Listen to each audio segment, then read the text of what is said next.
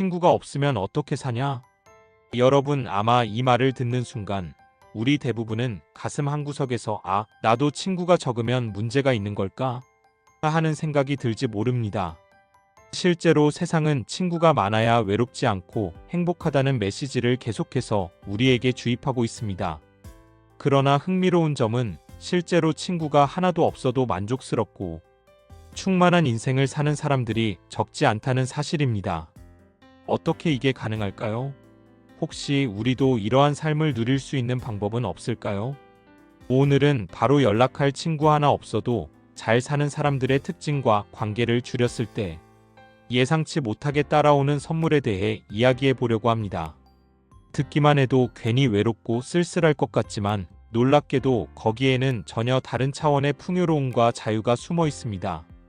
관계가 적으면 혹시 왕따로 보이지 않을까? 혼자 있으면 남들에게 철벽을 치는 것처럼 비치지 않을까?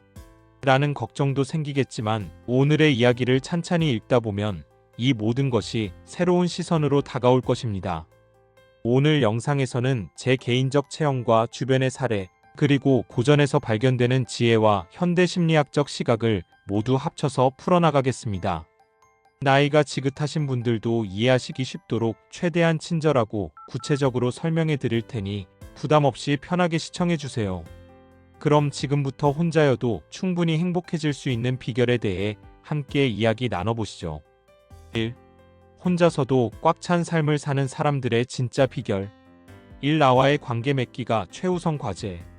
저는 20대 시절에 인맥이 곧 성공의 열쇠라는 말을 철석같이 믿었습니다. 그래서 모임이 있으면 빠지지 않고 나갔고 SNS 친구 목록도 계속 늘리려고 애썼습니다. 그런데 어느 날 정신없이 이런저런 모임을 돌던 중 정작 저 자신이 무엇을 좋아하고 무엇을 원하며 어디로 가고 싶은지를 몰랐다는 사실을 깨달았습니다. 바쁨은 있는데 왜 이렇게 공허하지? 그때 처음으로 나와 친해지는 방법을 찾아보기 시작했습니다. 가만히 앉아서 일기를 쓰고 혼자 산책하며 스스로와 대화를 해보았죠. 내가 진짜 좋아하는 건 뭘까? 이렇게 많은 사람과 어울리려고 노력하는 게 정말 내 행복을 위한 걸까? 자문해보니 의외로 많은 것들이 남의 시선 때문이거나 그냥 습관적으로 해온 것임을 깨달았습니다. 혼자서 꽉 찬 삶을 사는 사람들은 누구보다 자기 자신과의 관계를 소중히 여깁니다. 누군가와 만나는 일도 좋지만 가장 먼저 알아야 할 사람은 바로 자기 자신이니까요. 이를 위해 그들은 하루 중 일정 시간을 홀로 보내며 마음의 소리를 듣고 자신의 욕구와 가치관을 확인하는 시간을 확보하려고 합니다. 이것이 가장 중요한 출발점입니다. 이 외로운 순간 대신 돌봄의 기회로 바꾸기. 노인분들 중에도 자녀들이 다 성장에 떠나고 배우자마저 세상을 떠나면 자연스레 혼자 시간을 보내게 되는 분들이 많습니다. 이때 어떻게든 외로움을 달래기 위해 사람들을 만나라 라는 충고를 듣게 마련입니다. 물론 때론 친구를 만나 수다를 떨며 웃고 떠드는 것도 좋은 방법이지만 그것이 유일한 해법은 아닙니다. 사람을 만날 수 없는 날, 컨디션이 안 좋아서 나갈 수 없는 날이 있잖아요. 이럴 때 내가 지금 얼마나 외로운가 하면서 자기 연민에 빠지기보다는 이 시간을 통해 나는 스스로에게 어떤 것을 해줄 수 있을까 하고 시선을 돌려보세요. 혼자서도 알차게 사는 사람들은 외로운 순간을 자신을 돌보는 계기로 바꿔냅니다. 뜨개질이 됐든 좋아하던 라디오를 듣든 작은 취미 하나라도 붙잡고 거기에 집중하다 보면 생각보다 마음이 따뜻해지는 순간이 찾아옵니다. 삶 높은 자존감과 안정된 내면이 주는 자유. 관계를 줄여도 흔들리지 않는 사람들의 특징 중 하나는 타인의 시선에 쉽게 좌우되지 않는다는 점입니다. 이를 위해서는 자존감과 내면의 안정감이 중요합니다. 자존감이 낮으면 저 사람이 나를 별로 좋아하지 않는 것 같아. 그러니 내가 무언가 더 해야 해 같은 생각으로 지치기 쉽습니다. 그러나 내가 나를 존중하는 마음이 단단하다면 타인이 나를 어떻게 생각하든 크게 흔들리지 않고 나만의 속도로 나만의 방향을 지켜나갈 수 있습니다. 장자의 이야기에 나오는 대붕은 9만 리 높이 하늘을 날며 세상을 넓게 바라봅니다. 땅에서 이를 본 참새들은 저렇게 높이 날아서 뭐하느냐고 조롱하지만 대붕은 아랑곳하지 않지요. 혼자 꽉 찬 삶을 사는 사람들도 마찬가지입니다. 주변에서 왜 혼자만 있어? 친구 사귀지. 그래.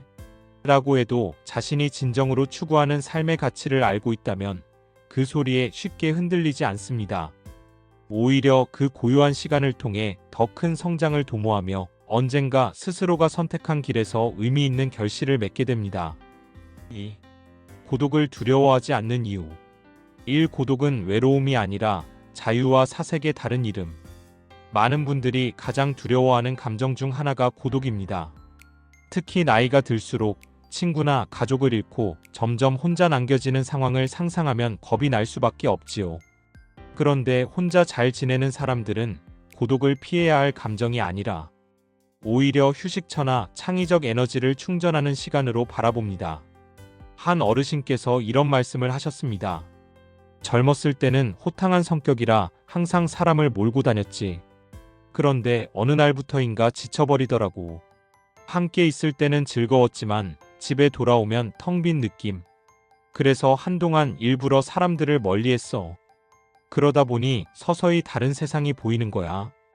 혼자서도 이렇게 마음 편히 산책하고 라디오 들으며 생각 정리하고 오히려 정신적으로 나아지더라고. 이 어르신의 말처럼 사람들 틈바구니에서 벗어나 자기만의 생각에 집중하는 시간은 의외로 우리에게 큰 활력을 선사합니다. 예로부터 많은 사상가들이 고독 속에서 깨달음을 얻는다고 말했는데 이것은 남이 해주는 말과 시선에서 잠시 해방될 때 비로소 내 마음속 깊은 곳에 귀를 기울일 수 있기 때문입니다. 이 잠시 멈춰 내면을 들여다볼 용기. 장자도 관직에 얽매여 세속의 시선에 휘둘리는 대신 스스로를 더럽히지 않는 자유를 찾겠다며 대담하게 관직의 자리를 떠났다고 전해집니다. 모두가 관직에 들어가 높은 지위를 얻어야 안정적이고 편하다고 믿는 시대에도 그는 스스로 고독을 선택함으로써 새로운 길을 보았던 셈이지요. 현대 사회도 마찬가지입니다.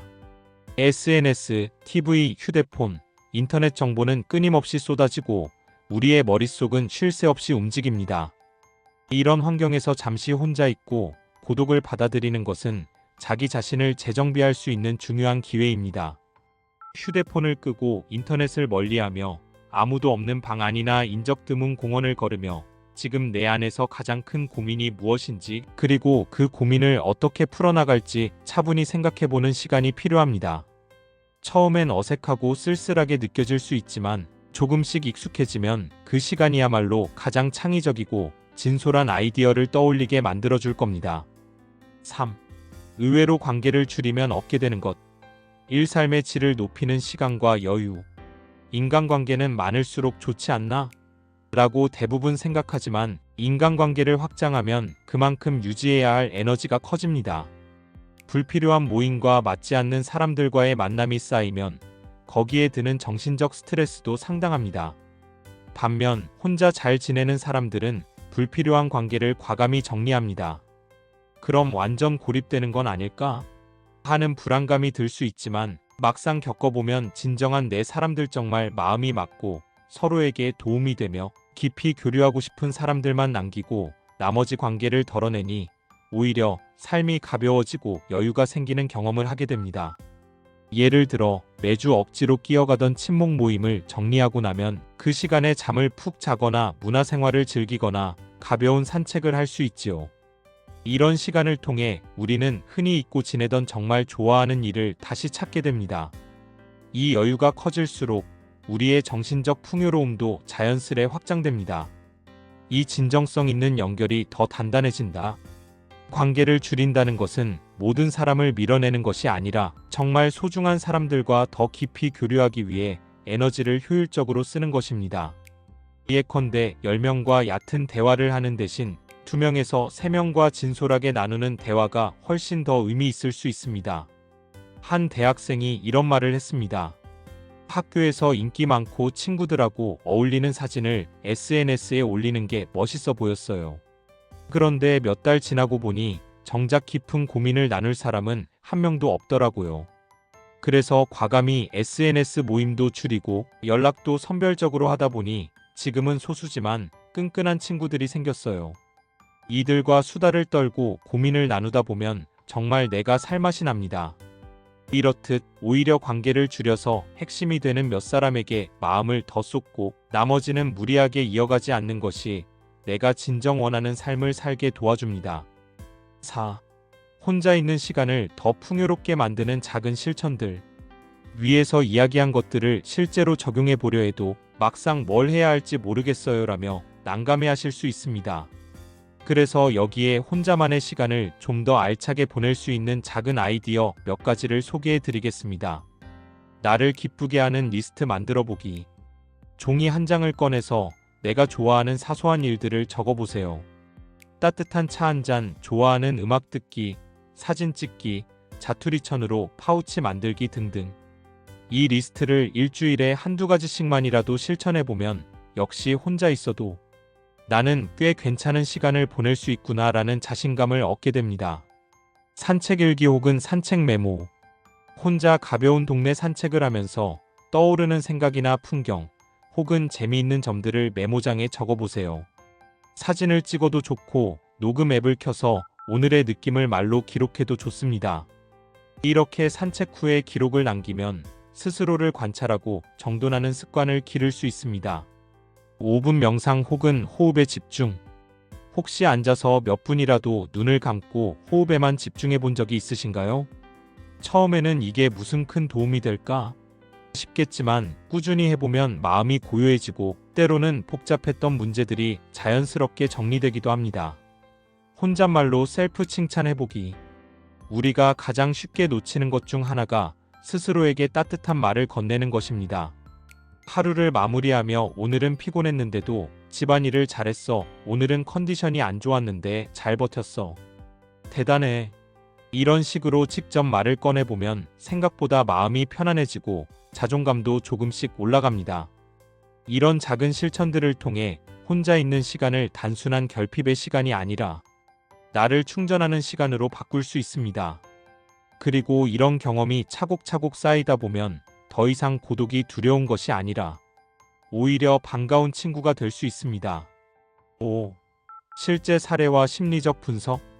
사례 1. 은퇴 후 달라진 하루. 70대 초반의 A 할아버지는 은퇴 후 하루 종일 텔레비전만 보며 시간을 보내다가 서서히 우울감과 허무함이 밀려왔다고 합니다. 젊었을 때는 회사 사람, 거래처 사람, 친구들로 늘 북적이던 삶이었는데 이제는 아침부터 밤까지 어떤 연락도 오지 않는 텅 빈 시간을 견디기 힘드셨다지요. 그러던 어느 날 A 할아버지께서는 취미로 옛 사진 복원에 관심을 갖게 되셨습니다. 낡은 흑백 사진을 스캔하고 컴퓨터로 색 보정 작업을 하면서 사진 속 인물들은 다 어디에 있을까? 라는 추억에 잠기기도 하셨고 옛 시절 이야기를 가족들과 함께 나누기도 했습니다. 그러다 보니 오히려 내가 이렇게 혼자서도 재미있는 일을 할 수 있구나 깨달았다고 합니다. 이후 A 할아버지는 나이는 많아도 내 삶을 채우는 방법은 무궁무진하더라. 혼자 보내는 시간이 더는 외롭지 않고 오히려 자유롭고 즐거워졌어라고 말씀하셨습니다. 전문가들은 이런 사례를 보고 혼자 있는 시간에 몰두할 수 있는 취미나 프로젝트가 생길 때 심리적 만족감과 자존감이 크게 상승한다 고 분석합니다. 사례 2. 번아웃을 극복한 직장인. 30대 후반의 B씨는 회사에서 인싸로 통하던 사람이었습니다. 회식도 빠지지 않고 참석했고 부서원들끼리 함께 여가 시간을 보내는 활동도 주도했습니다. 그런데 어느 날부터인가 끊임없는 사회적 에너지 소비 때문에 지쳐버렸고 번아웃 증상이 찾아왔습니다. 내성적인 성격이라 억지로 사람들에게 맞추며 살았던 것이 한계에 다다른 것이지요. 결국 B씨는 소중한 휴가를 이용해 전원주택을 빌려 일주일간 혼자 지내보기로 결심했습니다. SNS도 끊고 메신저도 최소한으로 쓰며 매일 아침과 저녁에만 가족들에게 안부를 전했습니다. 나머지는 완전히 혼자만의 시간을 보내며 서점에 들러 책을 읽고 공원에서 산책하며 생각을 정리했죠. 이후 B씨는 왜 진작 이런 시간을 가지지 않았나 몰라요. 회식 자리를 이끄느라 내가 진짜 좋아하던 독서는 할 시간도 없었고 매일 피곤해서 짜증만 쌓였거든요. 근데 이젠 적당히 모임을 줄이고 나만의 시간을 즐기다 보니 몸도 마음도 훨씬 편해졌어요. 라고 말했습니다. 이 사례가 보여주듯 늘 많은 사람과 어울려야만 생활이 원활할 것 같아도 때때로는 관계를 줄이고 내게 소중한 것에만 집중하는 것이 정신 건강에도 좋고 삶의 질도 높여줍니다. 6. 나이 많은 노인분들도 쉽게 이해할 수 있는 조언. 무조건 사람을 만나라는 말에 휘둘리지 않아도 된다. 물론 외로울 때 누군가와 대화를 나누는 건 큰 위안이 됩니다. 하지만 그것이 전부는 아닙니다. 사정이 안 되거나 내키지 않을 때는 굳이 억지로 약속을 잡기보다 스스로에게 도움이 되는 활동을 찾아보세요. 쉬운 취미라도 시작해보자. 바느질, 십자수, 낚시, 꽃을 가꾸는 일 혹은 손자, 손녀 사진을 앨범에 정리하는 일 등 당장 떠올릴 수 있는 사소한 것부터 해보는 겁니다. 이 작은 시도가 결국 스스로에게 기쁨을 주는 통로가 될 수 있습니다. 회상을 통해 자신의 가치를 재발견하기. 나이가 들면 난 이제 쓸모가 없어졌어라고 생각하기 쉽지만 내 지난 인생을 돌아보면 자랑스러운 순간이 반드시 있습니다. 그때의 이야기나 기억을 조금씩 정리해보는 것도 의미 있는 고독 시간 활용법입니다. 적당히 세상과 소통하기. 혼자 있는 것을 선호하더라도 세상과 완전히 담을 쌓는 것은 좋지 않습니다. 가끔은 인터넷이나 지역 모임을 통해 내 관심 분야를 함께 이야기할 사람들을 찾는 것도 괜찮습니다. 무조건 많은 사람과 친해지라는 게 아니라 나와 잘 맞는 소규모 우리를 만들자는 뜻입니다. 7. 전체 내용 요약. 혼자서도 꽉 찬 삶을 사는 비결. 자기 자신과의 관계를 탄탄히 쌓고 외로운 순간을 스스로를 돌보는 기회로 삼는다. 높은 자존감과 내면의 안정감이 있으면 타인의 시선에 크게 흔들리지 않는다. 고독을 두려워하지 않는 이유. 고독을 외로움이 아니라 자유롭고 창의적인 사색의 시간으로 본다. 현대 사회의 정보 과잉 속에서도 잠시 멈춰 내면을 들여다볼 용기가 중요하다. 관계를 줄이면 얻게 되는 것. 불필요한 모임과 얕은 인간관계를 정리하면 시간과 여유가 생긴다. 남는 에너지를 정말 소중한 사람들과의 깊이 있는 교류에 쓸 수 있어 삶의 질이 높아진다. 혼자 있는 시간을 더 풍요롭게 만드는 작은 실천. 나를 기쁘게 하는 리스트 만들어 보기, 산책 일기 5분. 명상, 셀프 칭찬 등 다양한 방법으로 혼자 시간을 충만하게 보낼 수 있다. 이를 통해 고독은 결핍이 아니라 성장과 치유의 도구가 된다. 실제 사례와 조언. 은퇴 후 외로움을 느끼던 어르신이 사진 복원 취미로 삶의 활력을 되찾은 예, 많은 모임을 주도하던 직장인이 번아웃을 극복한 예에서 볼 수 있듯이 혼자만의 시간 활용이 때로는 삶을 풍요롭게 만든다. 노인분들에게는 무조건 사람을 만나야 한다는 부담에서 벗어나 스스로를 돌보는 즐거움을 찾는 것이 중요하다. 결국 친구가 많아야만 행복한 것도 아니고 혼자 있다고 해서 외롭기만 한 것도 아닙니다. 하나뿐인 내 인생을 누가 뭐래도 나답게 사는 것, 그리고 고독을 두려워하지 않고 오히려 초대하여 내 마음을 깊이 들여다보는 것. 이 두 가지가 진정한 행복으로 가는 새로운 길을 열어줄 것입니다. 그리고 이 길을 갈 때 우리는 예상치 못한 평온과 자유, 그리고 깊이 있는 만족감을 발견하게 되리라 믿습니다. 오늘 영상은 여기까지입니다. 오늘 제가 준비한 영상이 여러분의 삶에 조금이라도 도움이 되었고 유익했다면 구독과 좋아요, 알림 설정을 꼭 부탁드립니다. 또한 댓글에 시청 시간이 아깝지 않았어요라는 메시지를 남겨주시면 여러분의 한마디가 앞으로 더 좋은 영상을 제작하는 데 큰 힘이 될 것입니다. 진심으로 감사드리며 다음 영상에서 또 만나요.